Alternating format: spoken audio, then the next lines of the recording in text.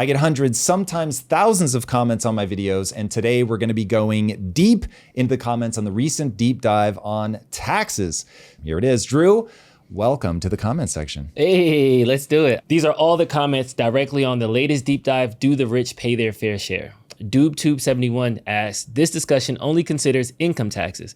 It does not address the regressive, oppressive taxes in addition to income tax, such as sales taxes, property taxes, employment, and Medicaid tax, which economically enslave the poor and middle class more disproportionately. Tom, your response. So he's not wrong. I didn't go into all the other ways that people get taxed. This is a big part of the reason why people don't like a VAT tax, a value added tax, is it ends up being a consumption tax. Consumption tax hurts the poor and middle class. They are not wrong about that in any way, shape, or form. The problem is when people are talking about the rich aren't paying their fair share, it's coming from a place of populism. We have shifted over into emotion. It's not actually based on reality. So if people want to have a conversation about, okay, the poor and middle class are hurting, we want to do things that will help them. I love that. That is the very thing that I'm trying to get across, is I want people to focus on what the real problem is. The real problem is debt and money printing. If people want to know why the poor and middle class are suffering, it isn't because they have to pay tax on the things that they purchase. It's because they are stuck in a loop that is pushing them harder and harder into the have-not category. I try to explain in the video exactly how that happens, so I'll leave people to watch that. We address that very specifically. I've done literally like a dozen videos at this point on exactly how that works. But that's the real problem. And I just want to remind everybody, after World War II, we had a 90% tax bracket, and we took in less money per taxpayer than we take in now. So the Laffer curve gets laughed at because I think people just think it's such a cop-out. But this is where you're dealing with the physics of money. When you try to tax the wealthy, they stop producing, they leave, or they find loopholes. Okay, that just is what happens. So then you say, we'll stop them from finding loopholes. Okay, but at some point you're just saying there's a flat tax. Otherwise, they will use the complexity against you. So if you do a flat tax, then it's like, okay, cool. I think most people would be fine with a reasonable flat tax. I know I certainly would be. The problem is that what people actually vote for, and we talk about this in the video, they vote to punish the rich, not to help the poor. And so we end up in this cycle where what they do is, it's a populist moment. They're in their emotions. They're actually trying to hurt the rich, not help the poor. They keep trying to raise taxes, raise taxes, raise taxes. And when you raise taxes, people leave. And the only way to stop them leaving is what's called capital controls. As soon as you do capital controls, then the outside world says, yeah, I'm not investing in your country anymore. And you speed up the spiral. And that's why understanding tax, the economy, as this incredibly interrelated system where when you perturb one thing, it has huge and bizarre consequences in another place. You start to get a sense of, oh, this isn't going to be as easy as I thought. And you're certainly not going to be able to punish the rich. You might be able to help the poor. You can have a hard time punishing the rich because it ends up breaking the system. It sounds kind of almost like a Jenga game where it's like you want to take this one block out and you think, yeah, I'll just punish the rich and I'll be good. And then it dismantles something and the balance is off and now other things kind of shift. Yeah, and if you think about it a slightly different way and you say it's a Jenga tower, but I really want to break, I want to break 1% of the pieces. I'm not okay with them being in the Jenga pile. I'm not even okay calmly removing them. I want to break 1% of them. And the bad news is that 1% is the absolute foundation of the economy. So you're saying, I'm going to break all the pieces at the very bottom of this stack that holds everything else up. And again, the top 50% pay 97% of taxes. And it's really as you go up and up, you realize actually it's the top 10% pay the vast majority. So you have this foundational layer of the people that create the jobs, that pay the vast majority of the taxes. And there is a reality to be faced that people emotionally want to see them punished. And when you do that, you knock over the whole Jenga tower. Eris now, what about Trump's tax cuts for people that earn more than $500K a year? What about all the subsidies to the oil industry? What about all the corruption and the big corporations having the means and the lobbyists to avoid paying their fair share? I kind of think there's way more on the table there. Okay, so we're back to they're not paying their fair share. So if you go through the math in the video, it just isn't true. So the question becomes, what do you consider their fair share? So the top 50% already pay 97% of the taxes. The top 1%, I forget what it is like 80% or more. So do you want the top 20% to pay all the taxes? The top 10%? Do you want the top 1%? Like where's the number? Because they're not happy with the top 50%. And again, the top 10% are already paying north of 85%. So it's like, where's the number where we already print money over whatever we tax? So we only bring in 4 trillion in tax, we spend 6. So it's like, I don't understand at what point they'll be like, okay, that's the number. And this is where you go, oh, this isn't about them wanting something good for the poor. This is about them wanting to hurt the wealthy. Yeah. Once you flip your switch in your brain to, oh, this is about punishing the wealthy, then it's like, oh, all the behavior makes all the sense in the world. When you're like, you actually want to help the poor and middle class and they're not doing anything that's going to help the poor and middle class, you're like, what's happening right now? So the 2 trillion that you spend over what you bring in taxes hurts the poor and middle class. But nobody's even talking about balancing the budget. Nobody. So it's like, this is all short-term thinking. This is all, I don't care about my kids. This is all politicians being really grotesque, immoral, because Trump just flat said, remember guys, you got to pass this big, beautiful bill because I know you want to reduce government spending and so do I, but we have to get reelected. So you will mortgage, they added another $5 trillion to the debt ceiling. You will mortgage another $5 trillion of your children's future, push us over 130% debt to GDP. Historically speaking, that's all but guaranteeing that we default on our debt, people stop investing in America, we turn violent against each other. Like that, you're basically saying, I just want to kick the can down the road, and people vote for it. People vote for it, politicians go for it, and nobody in office is immune to this from where I'm sitting. If you voted for that, well, we've got a problem. Now, look, as a pundit, I have the easy job of being able to make a statement like that, not being honest about the fact that this is how politics work. And so I get to be Pollyanna because I'm not a politician. The reality is, and this is the thing that I find absolutely the most disturbing, is the way that the human mind works. We want to be seduced. And that's a really nice way of saying we want our politicians to lie to us. And so they do. And if we were to say, no, we want to be disciplined, we want our politicians to always tell the truth. If we did that and then got that into office, maybe it would work, but I doubt it. I just don't think the human mind is wired like that. And I think in a world where other governments will use intimidation, subterfuge, lies, and you don't, you'll be at such a wild disadvantage. So it probably just is true that to be a politician, you're going to have to lie, dare I say, cheat and steal. If I could jump into Ari Snow's head right now, it seems like what she's asking for, what they're asking for is, let's take away the loopholes. Let's get money out of politics. Let's at least clean up the political game, take the dirty money out of it. But what I'm hearing you say is, yes, that will help a lot of things, but we still need to balance the budget. And so this will be kind of moral victories, things that will make us feel better. But until we talk about actually balancing the budget, until we talk about actually austerity, actually doing the beautiful deleveraging, it's more moral victories versus something that would actually help the poor middle class. Correct. If you want to bring back the poor middle class, you must bring back manufacturing, a very substantive portion. It doesn't have to be all of it, but like you lost north of 2 million jobs.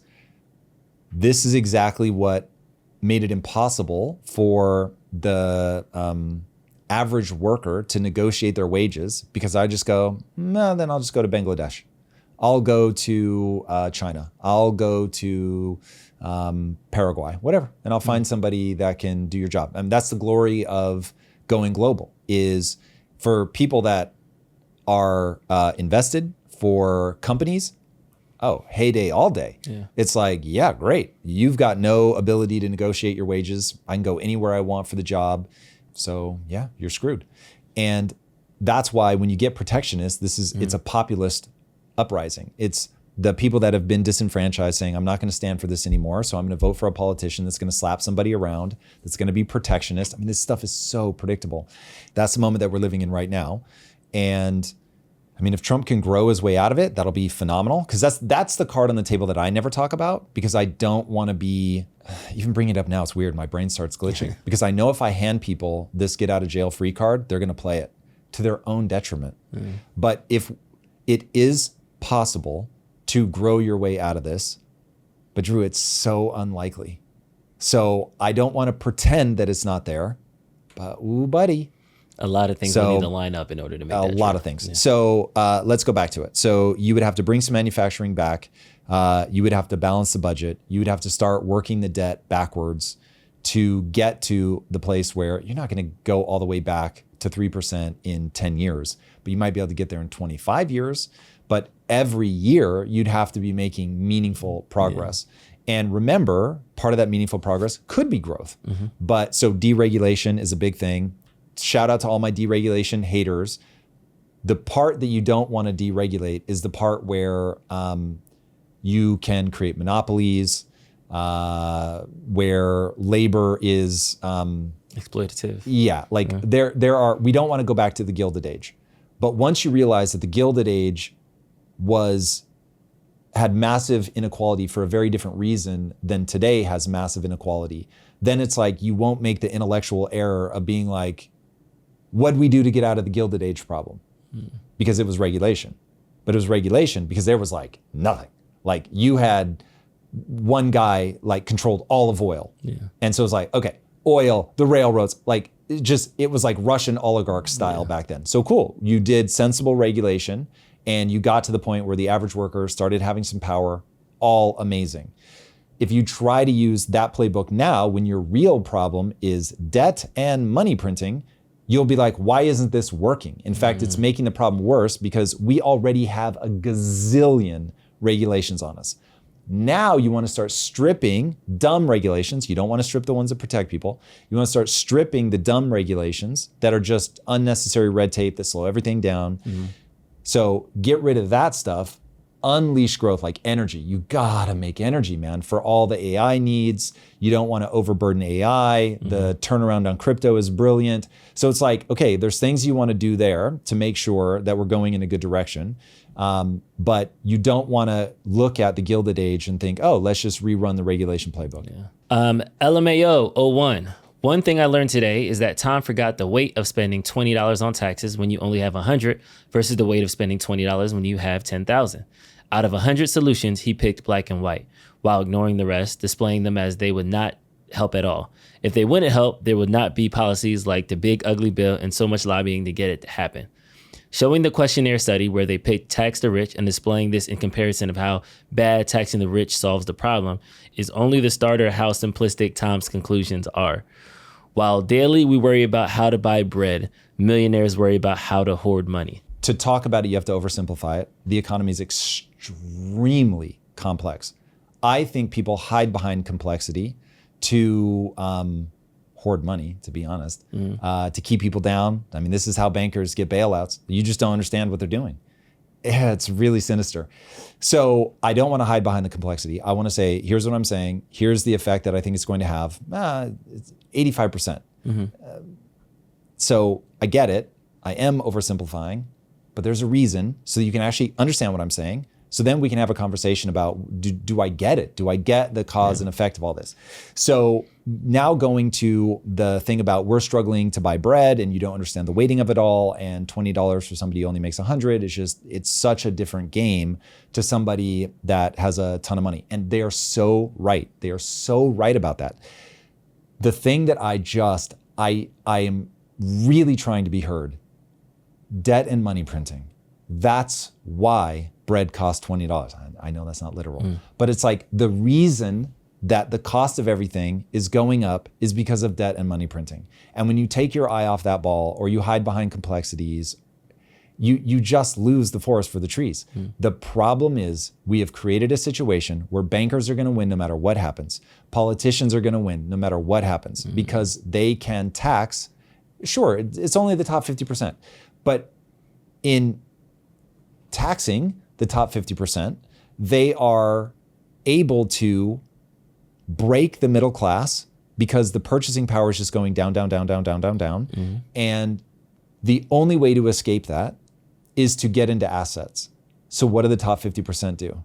They get into assets. Yeah. So now you have this runaway thing where the people that understand the game, they're protected from the problem. So yeah, you're like taking a bunch of their income, but they're generating a bunch of wealth. And then those two things are different. And then over on this side, mm-hmm. they just don't know what's happening. And so they're getting pummeled. Not because they're dumb, it's not that. It's because they don't have time, they don't have the interest. But however you find yourself, where you're not even socking away $10 a month into the stock market, you're just falling farther and farther behind. Or worse, if you vote for free things, guess what they do to give you that free thing? They print money. Yeah. The people over here are protected. So it's like, this keeps me awake because I'm like, okay, this is a person, they're well-meaning, good intentions, they're very frustrated. They think I'm trying to pull a fast one. And I'm saying, you have to track the cause and effect. Why is the price of bread going up? Why? It's going up because of inflation. What causes inflation? Inflation of the money supply. Is there anything else, Drew, that causes inflation? No. People are going to tell you that other things cause inflation. Inflation is every price going up. There are going to be times where selectively something goes up, like at Quest. There was a drought in California, caused the price of almonds to go up. Cool. It's not inflation. That's the price of almonds going up due to a drought. Okay, it's a totally different ballgame. Or like when the bird flu happened earlier last year, all the prices of eggs went up because we had to kill 2 million chickens or something like that. Correct. So it's like that's going to be a temporary thing that will end up correcting itself, just as egg prices came back down, not because Trump did something miraculous, because you raise more chickens and you build the population back up. So if you're confused about what's causing the problem, the solutions that you offer will make no sense. All right, Mr. Jeff 2932. This is the exact reason the working class eat the rich. He is pontificating on the technicalities of financial literacy and how money and wealth looks in America, but none of that stops a hungry belly from growling. When the working class busts into your air-conditioned house while you and your family are discussing financial literacy at your well-dressed dinner table, you pause and say, well, technically. The people who work more hours at a job than spending time with their families are not making a livable wage. Fix it faster than yesterday, because these are the people who eat the rich and there is nothing the rich can do about it. Well, maybe Rocket in this space. Okay, Mr. Jeff's right. This is why I talk about this so much. He is right. Now, the problem is, if Mr. Jeff looks at history, he will realize, every time we eat the rich, it is bad. Yeah. For an extended period of time, it is bad. They ate the rich in Russia, tens of millions starved to death. They ate the rich in China, 45 million people starved to death. Oh, and by the way, then decades of tyrannical rule. They ate the rich in Argentina. For 100 years, they became a backwater. They went from more attractive to the average immigrant than America. That is a true fact. More attractive to the average immigrant than America, to an absolute economic backwater for 100 years. And then how are they now pulling out of that 100-year spiral? Bilyeu came in and said, well, technically, and then explained how the economy actually works and said, these are the things we're going to have to do. And it's brutal, man. And when you hear some of the quotes, like people will go to him and say, Bilyeu, these policies are so ridiculous, people are going to starve to death. And he says, no, they'll find a way not to starve to death. That's icy, but it's true. Yeah. And it's like, we can get into all that, like churches and religion and the role they play, and this should be handled at the community level and not at the government level and all that. People are going to hate it. And that's why I'm saying, once people are in their emotions, they just want to see the rich punished. And the problem is, it's going to make your life worse. Yeah. But people would rather that and stay stuck where they are than go, these motherfuckers are going to get away with it.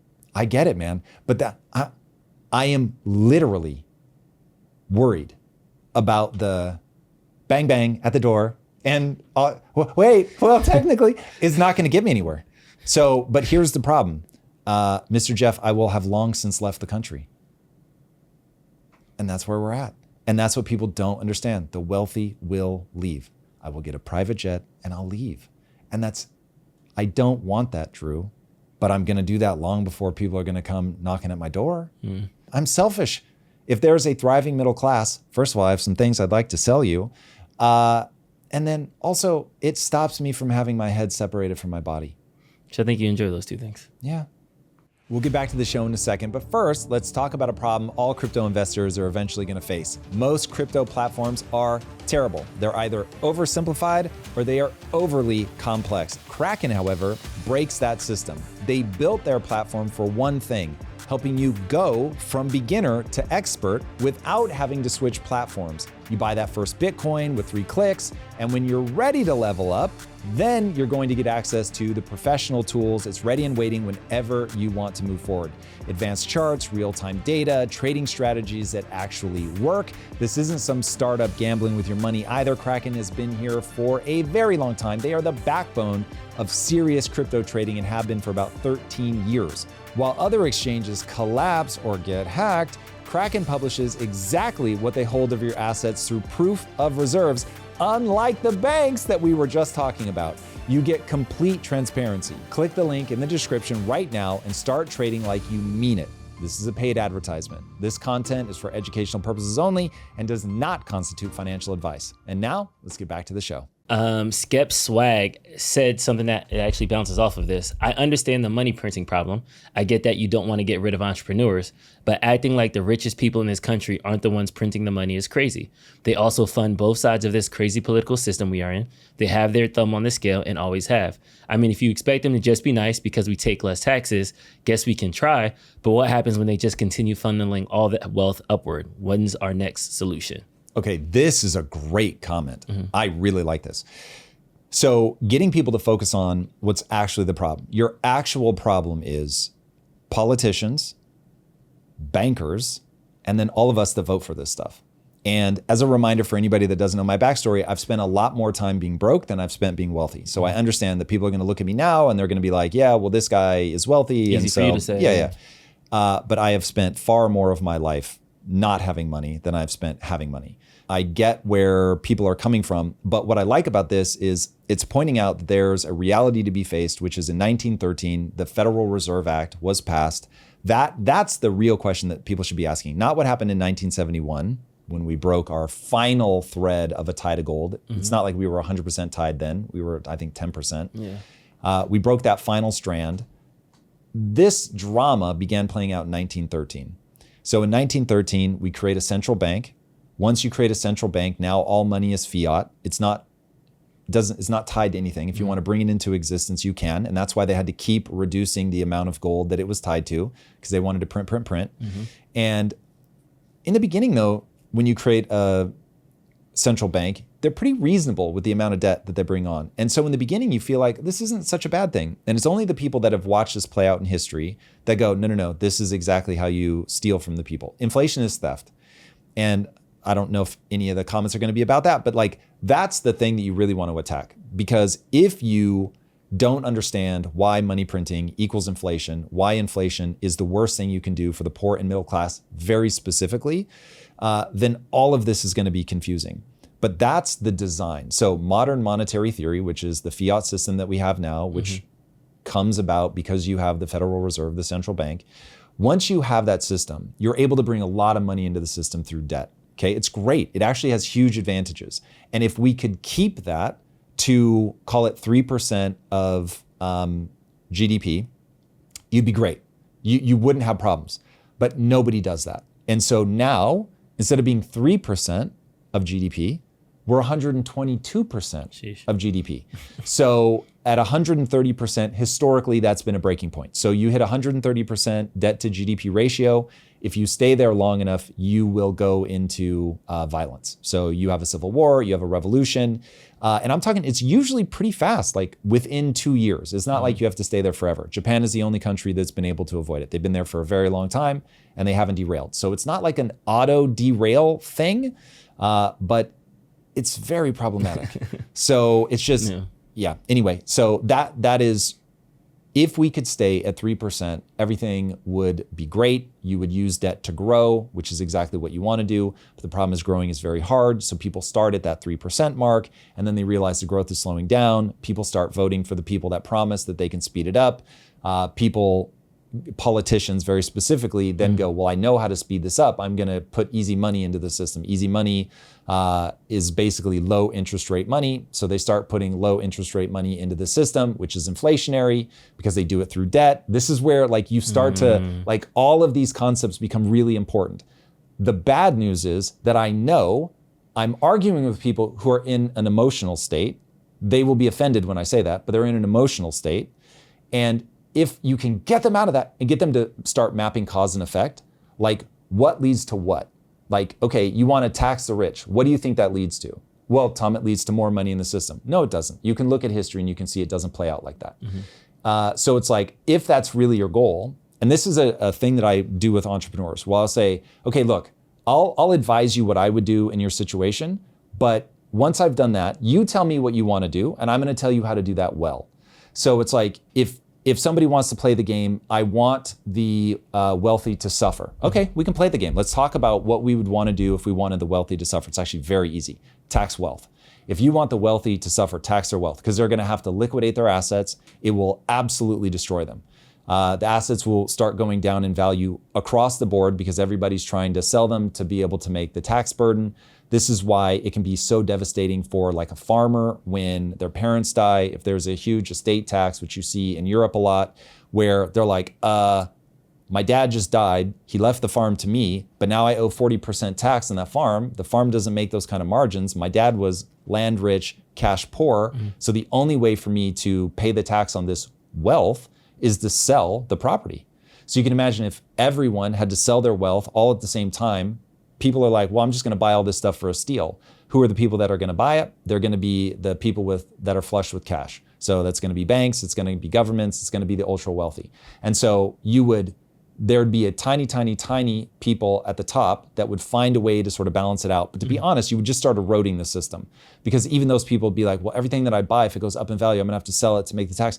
So that's how you get into like despotic kings and queens, because they're the only ones that will ultimately, they'll be able to hoard enough money. They leverage a monopoly on violence to be able to do it. So the government would essentially start owning everything because they already have the monopoly on violence. So it's like, but that's how you would hurt the wealthy. So if I just want to be punitive, cool. There's a playbook for that. We know how to do it.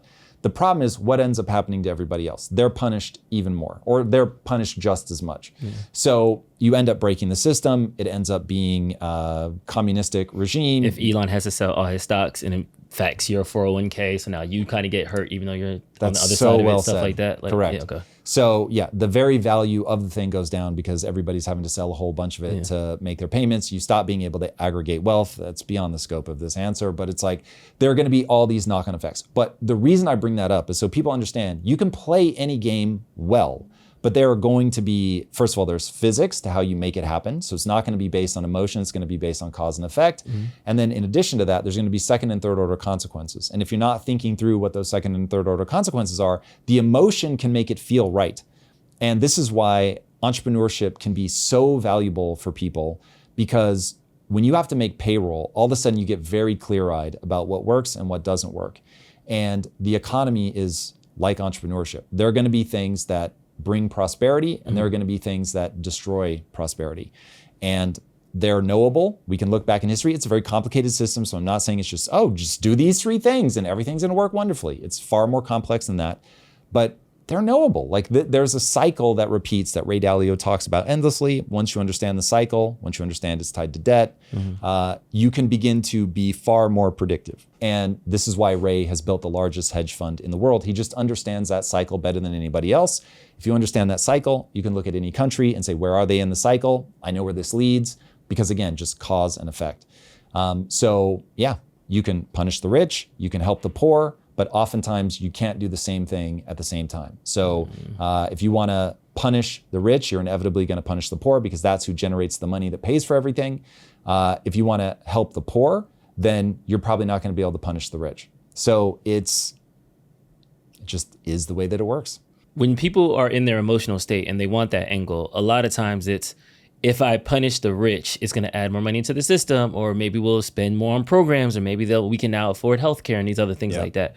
So I understand that there's a physics of everything. Can we redistribute the wealth in a better way? So Ray Dalio has a concept called a beautiful deleveraging. This is how you go from 122% debt to GDP ratio, and you start bringing that back towards the 3%, is you're going to do some wealth redistribution. The wealthy are going to hate it, but you're going to have to do it. So for all the people that are like, Tom's just trying to build the system that's good for him, I'm banging a drum saying, I'm perfectly happy to see some wealth redistributed. I'm perfectly happy to see increase in tax. But again, you have to be careful, otherwise people just flee. So it's like you have to do these things in a very delicate way. You're going to have to do some money printing. You're going to have to do debt forgiveness. And you're also going to have to look at deregulation, because if you don't start growing, you're going to be in real trouble. So you're playing with these stimulatory things, lowering interest rates, printing money. You are dealing with things that are confiscatory. So you're redistributing some wealth. You are raising taxes on the wealthy. Cool. You're going to do all of that. And if I saw that debt to GDP ratio going down, I'd be ecstatic. Now, how can people trust that I would ever want something that takes something away from me? Because when you cross 130% debt to GDP ratio, there's violence. And so who do they go after? They go after moderate elites first. So as a moderate elite, it's like, hey, I'm the first to get beheaded. So I really would rather not see us go there. Now, look, money can move. So if I saw us headed in that direction, I'm going to leave. So it just doesn't make any sense to put myself in danger. And we've seen this play out so many times over the last 500 years that it's like, it really is predictable. So there are certain things that you can see happen and you go, yep, got to go. So I would just tell people to be careful with that one. Going back to the initial premise of the question, I think this is really brilliant. So there's a book called The Creature from Jekyll Island, which I also did a deep dive about. You can watch it right here. That book details how bailout is the point. So the whole point of modern monetary theory is to put banks in a position where they can be super reckless and they'll get bailed out. Now, what does it mean to be bailed out? It means that they do this thing that brings in these insane amount of profits, but it's super risky, which is why it's bringing in all the profits, and eventually it breaks. This is what happened in 2008. Housing market. Yep. So they inflated the housing market massively by doing all of these subprime mortgages and just taking these crazy risks that they never should have done. But the reason that they were willing to do that is they knew that they were too big to fail. They knew that the taxpayer would ultimately pick up the bill, because when a bank gets bailed out, what they're saying is they're going to create money out of thin air. They're going to money print. When you money print, you create inflation. When you create inflation, you steal purchasing power from everybody equally. But obviously it's going to be far more devastating for somebody that, you know, has like $100 in their bank account than it's going to be to somebody that has 100 million or 100 billion in their bank account. So that's where it's like, you have to understand that is their game. They want to create a system where heads they win, tails you lose.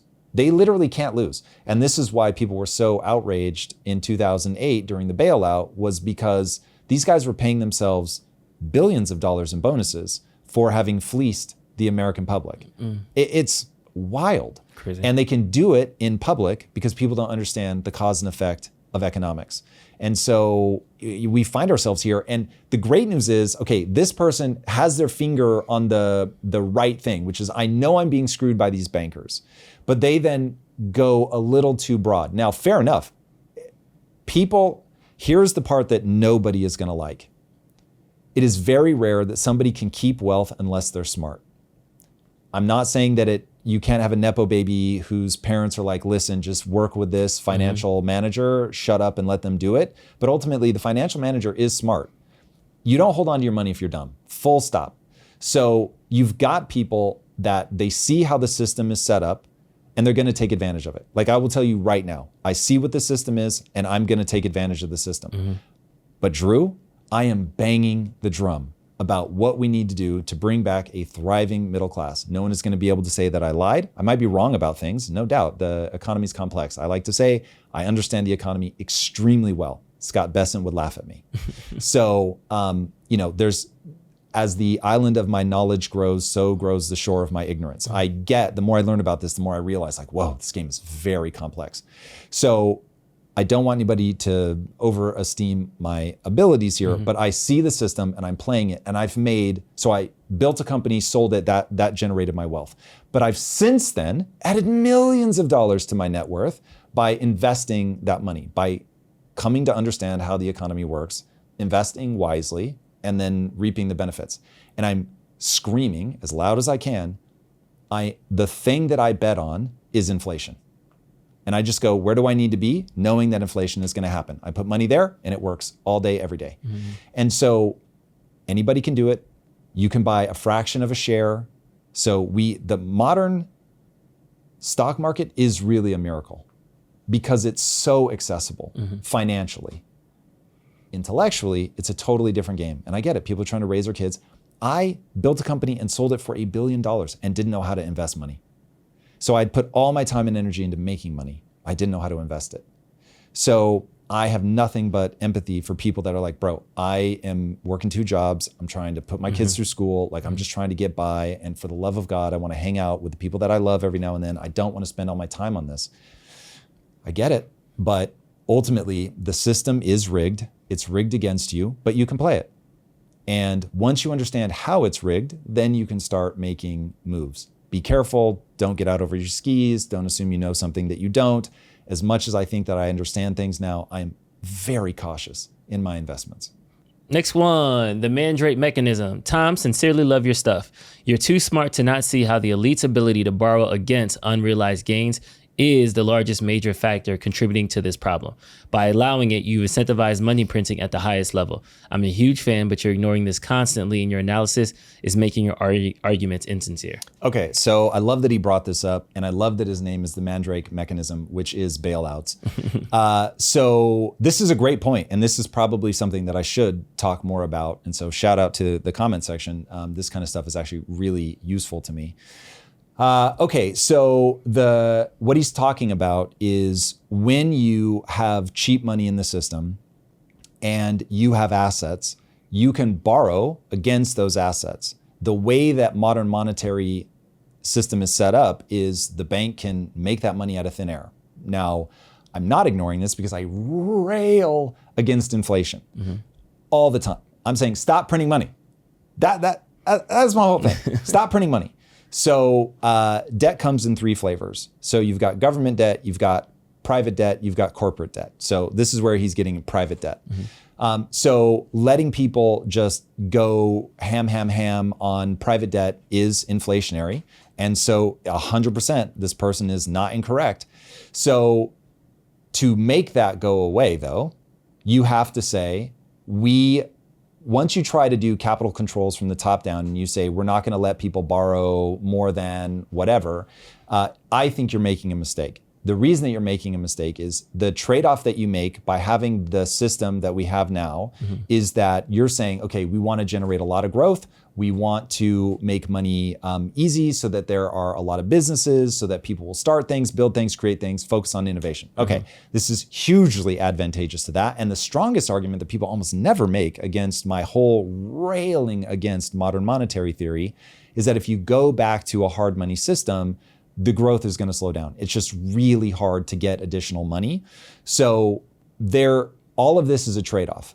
Modern monetary theory, if people could keep it reined in, would be amazing. But alas, we don't. And because people know that they can get bailed out, they will loan money even to people that are not worthy of credit. So this wouldn't be bad if people were making a loan and they actually expected to get not just the interest paid back, but the principal as well. And so if banks were making sensible loans where it's like, okay, this is, in 30 years, I'm going to have the interest and all of the principal back.